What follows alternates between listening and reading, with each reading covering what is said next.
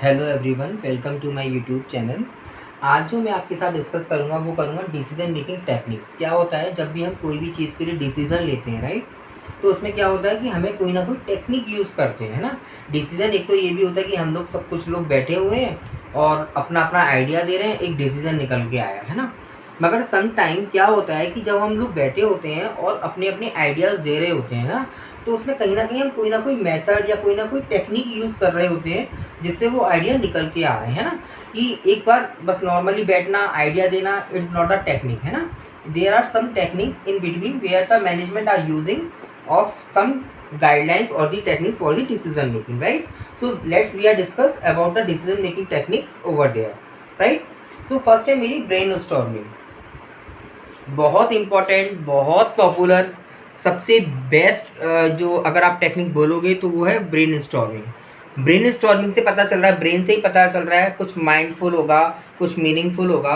तो इसमें क्या होता है ब्रेन स्टॉर्मिंग में कि कुछ नंबर ऑफ ग्रुप पीपल बैठे होते हैं ना, there are number of people in the group, वो बैठे होंगे सिटिंग, है ना। तो उसमें क्या होगा, वो एक एक करके अपना अपना आइडिया बताएंगे। जैसे आपने कोई भी इश्यू दे दिया, कोई भी प्रॉब्लम दे दी कि मान लीजिए ये हमारी कंपनी में प्रॉब्लम चल रही है ना, मान लीजिए प्रोडक्टिविटी कम हो रही है फॉर दी पर्टिकुलर प्रोडक्ट की। तो आप प्लीज़ हमें ब्रेन स्टॉर्मिंग करके ये बताइए कि ऐसा क्यों हो रहा है ना। कॉस्ट ज़्यादा है, या मान लीजिए प्रोडक्ट में दम ही नहीं है, कुछ नया प्रोडक्ट आ गया है, कोई इसका सब्स्टिट्यूट आ गया है। तो काफ़ी सारी प्रॉब्लम्स निकल के आएंगी जब आप उसकी ब्रेन स्टॉर्मिंग कराओगे। तो वो नंबर ऑफ पीपल्स क्या करते हैं कि वो एक एक करके आपको क्या करेंगे, आइडिया देंगे, है ना। जैसे मान लीजिए 20 या 30 जो भी है आपके में जितने भी लोग बैठे हैं वो आपको एक एक करके आइडिया देंगे, ठीक है। उस आइडिया में क्या होगा कि मान लीजिए मेरे पास 2 आइडिया है ना, सामने वाले के पास भी 3 आइडिया है, उसके पास 2 आइडिया है। तो हो सकता है कि आपका आइडिया किसी से मैच हो जाए, है ना। बट एट दी लास्ट क्या होगा कि ऐसे फिर भी 20 to 30 आइडियाज़ होंगे जो अलग अलग निकल के आएंगे। तो उनको क्या करते हैं, हम लिस्ट आउट करते हैं, है ना, वन वन करके लिस्ट आउट करते हैं, है ना। अब हम ये देखेंगे कि कौन सा बेस्ट है, कौन सा फिजिबल ज़्यादा है। 1 2 3 4 5 ये सारी चीज़ें हम लिस्ट आउट करेंगे। तो ब्रेन स्टॉर्मिंग में यही होता है। अच्छा, इसमें अगर हम कुछ गाइडलाइंस फॉलो करें तो इसमें क्या होता है कि कोई भी किसी को क्रिटिसाइज नहीं करेगा, मतलब टांग नहीं खींचेगा। हम देखो उसने क्या बोला है, अरे देखो उसने तो ये बात, देखो आइडिया है, कुछ भी हो सकता है ना। मान लीजिए सबने, किसी ने बोला कॉस्ट ज़्यादा है, किसी ने बोला ये रहा, या किसी ने बोला अरे इसकी तो पैकेजिंग ही ख़राब है। तो वो बोले अरे बताओ पैकेजिंग पे क्वेश्चन मार्क कर रहा है। तो देयर आर आइडियाज़, किसी के माइंड में कोई भी आइडिया आ सकता है।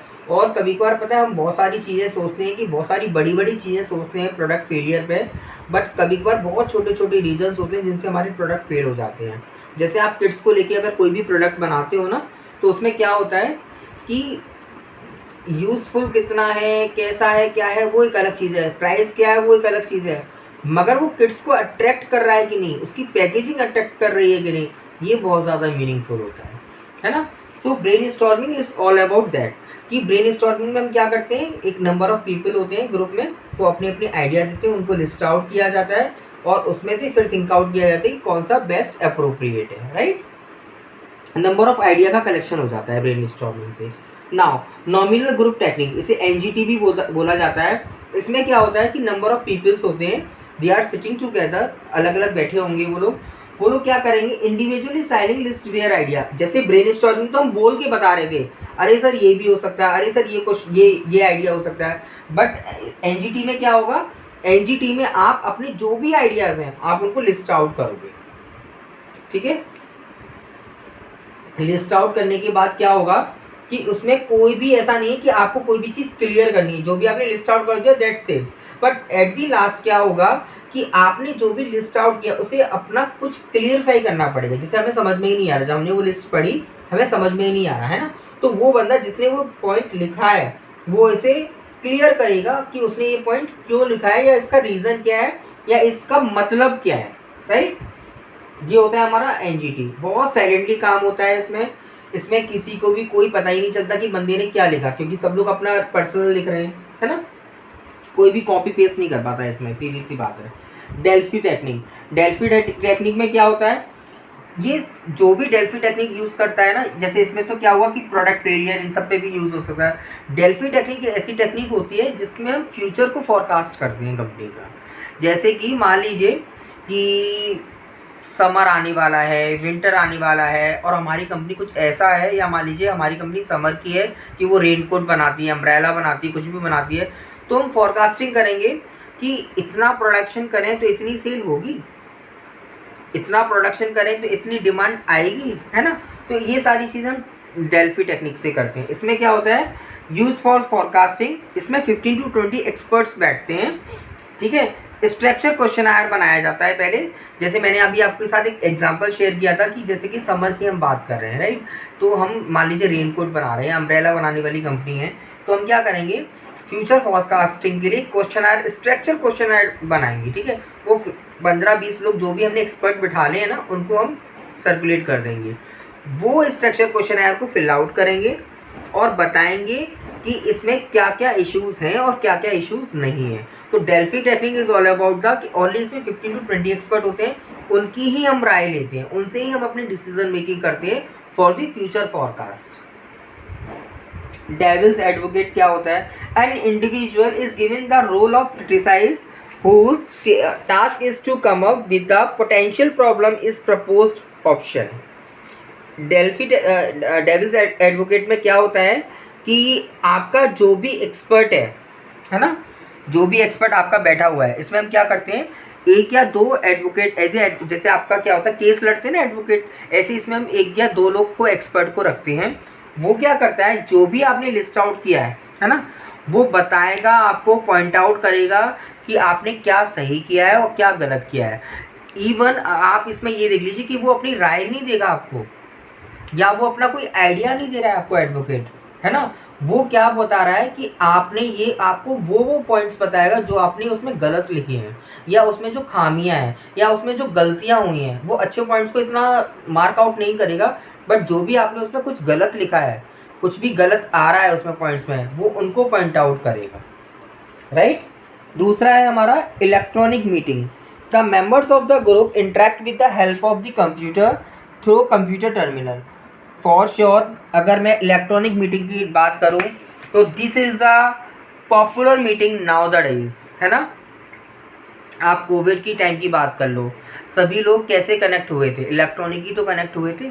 मीटिंग्स कैसे हो रही हैं, सबका वर्क फ्रॉम होम हो गया था, कैसी भी जॉब हो आप वर्क फ्रॉम होम कर रहे हो, क्योंकि just because of the Covid. तो कोविड में क्या हो रहा था, इलेक्ट्रॉनिकली हम लोग एक दूसरे से कनेक्ट थे, चाहे वो किसी भी फॉर्म में कनेक्ट हो, चाहे हम व्हाट्सएप पे कनेक्ट हो गए थे, चाहे हम जूम मीटिंग कर रहे थे, चाहे हम किसी भी पोर्टल पे थे, बट हम लोग क्या थे, इलेक्ट्रॉनिक कनेक्टेड थे। इसमें क्या होता है कि लोग इलेक्ट्रॉनिक कनेक्ट होते हैं, अपने अपने सिस्टम पे, अपने अपने लैपटॉप्स पे कनेक्ट होते हैं, उन्हें कोई भी आइडिया शेयर करना होता है तो they are share the idea by the electronic form, है ना। वो इलेक्ट्रॉनिकली आपको बता देते हैं। दूसरी चीज़, मान लीजिए ऐसी कोई इश्यूज़ है कि आपको रेंडमली सॉल्व ही करना है वहाँ पे, तो वो लोग क्या करते हैं, या मान लीजिए आपको किसी चीज़ के लिए वोटिंग करानी है, तो वो इलेक्ट्रॉनिकली आपको ऑन द सेम टाइम आपको वोट भी करते हैं, है ना। दूसरा इसमें क्या होता है कि जब हम लोग कनेक्ट होते हैं ना, अपना आइडिया शेयर करते हैं, तो उसमें क्या कर दिया जाता है कि आप कहीं और बैठे हो, आप रिमोट लोकेशंस पे बैठे हो, बट आप वहाँ से भी अपना आइडिया दे रहे हो, वहाँ से भी अपना वोट दे रहे हो। तो electronic meeting now the days very popular and very useful also. Cost effective होती है। सबसे बड़ी बात तो ये है कि आपको क्या होता है, जब भी आप एक्सपर्ट्स वगैरह को बुलाते हो ना, तो उसका क्या होता है, कॉस्ट बहुत ज़्यादा आता है, क्योंकि उनका ट्रैवल होता है, आपको उसको एकोमोडेशन भी देना है, होटल्स भी अरेंज करना है, फूड भी अरेंज करना है ना, उनकी फ़ीस भी देनी है आपको। बट इलेक्ट्रॉनिकली क्या होता है कि वो अपनी जगह पे बैठे हैं, अपनी जगह पे सिटिंग है, वो सिर्फ आपसे कनेक्ट हैं प्रोजेक्टर्स पे, है ना, सिस्टम पे वो कनेक्टेड है, वो आपको वहीं से अपना सजेशन दे रहे हैं, वहीं से अपने आइडिया दे रहे हैं, वहीं से आपका डिसीजन बता रहे हैं, है ना। तो बहुत ज़्यादा कॉस्ट इफेक्टिव होता है और लेस टाइम टेकन होता है। देखिए बंदा आएगा और जाएगा, इसमें ही 24 आवर्स 12 आवर्स लग जाएंगे, है ना। पर इलेक्ट्रॉनिक में क्या, वो कहीं पे भी रिमोट लोकेशन पे बैठा हो, बट आपको तो वहाँ से वो आइडिया शेयर कर ही रहा है ना। तो it is very cost effective और now this days very popular, बहुत यूज़फुल है आज के ज़माने में या इस दौर में, आज के टाइम में सबसे ज़्यादा यूज़ होने वाली यही है। और भी सारी कैटेगरीज होती है, जैसे नंबर ऑफ़ और भी सारी डिसीजन टेक्निक्स होती हैं जिनको हम यूज़ करते हैं।